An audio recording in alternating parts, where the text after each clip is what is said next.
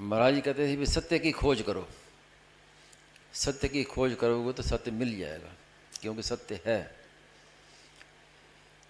लेकिन जीव खोज करता है सुख की खोज, यहाँ मूल भूल हुई।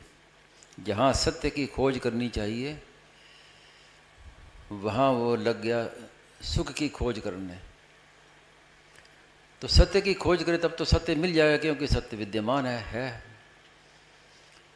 और सुख की खोज करे तो फिर जीवन भर खोज करते रहो, सुख मिलता ही नहीं, क्योंकि सुख है ही नहीं।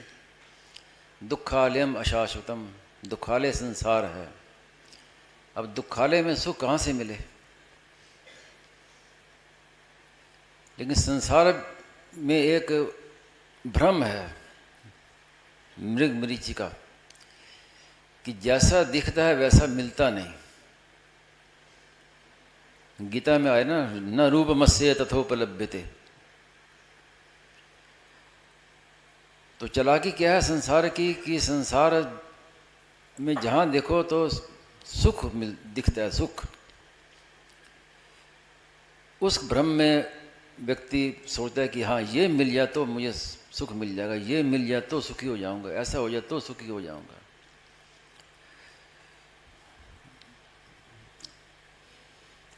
साधु कहता है कि ये ग्रस्त बड़ा सुखी है, ग्रस्त हो जाता है हम सुखी होते हैं। ग्रस्त कहता है कि साधु सुखी हैं सब दुखी।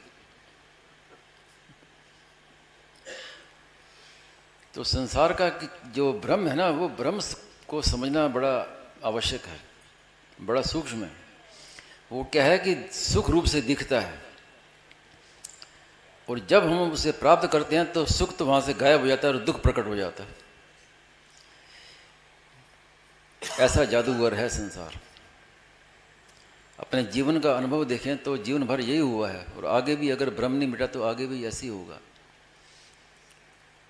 ये मिल जाए तो सुख हो जाएगा, और जैसे वो चीज़ मिलती है तो दुख, सुख गायब और दुख सामने साक्षात प्रकट हो गया।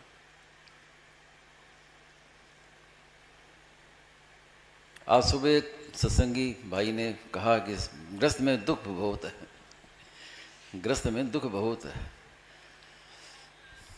तो क्या साधु में सुख है? साधु से मिलकर पूछो, वो भी दुखी है।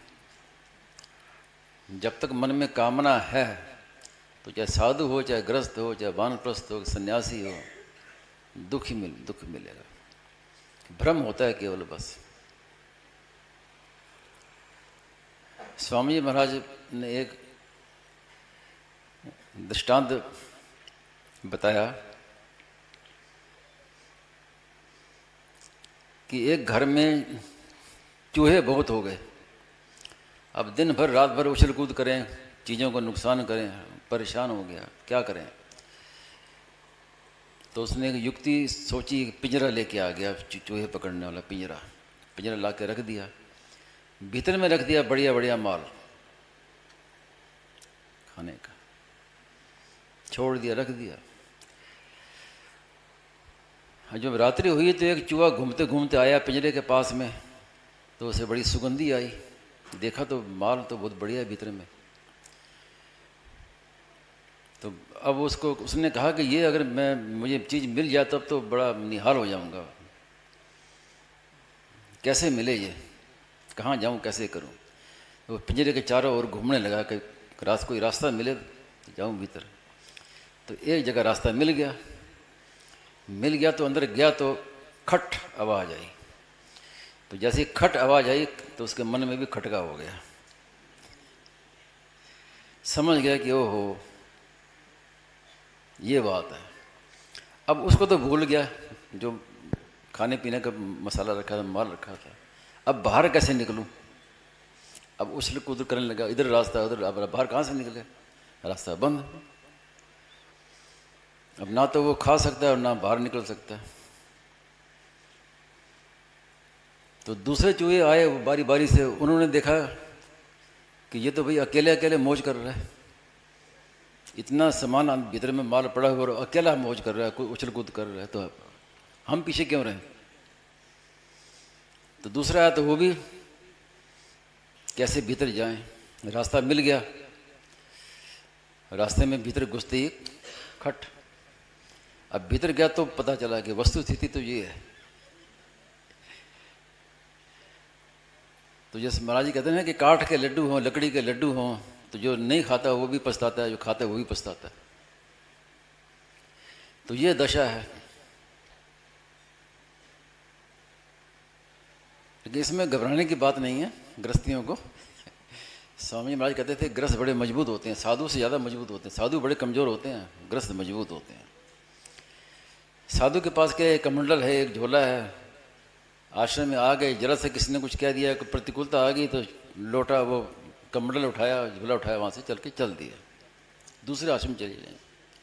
अब गृहस्थ बेचारा कहाँ जाए, कितनी प्रतिकूलता आए, अब उसको सहना ही पड़ता है, छोड़ सकता नहीं।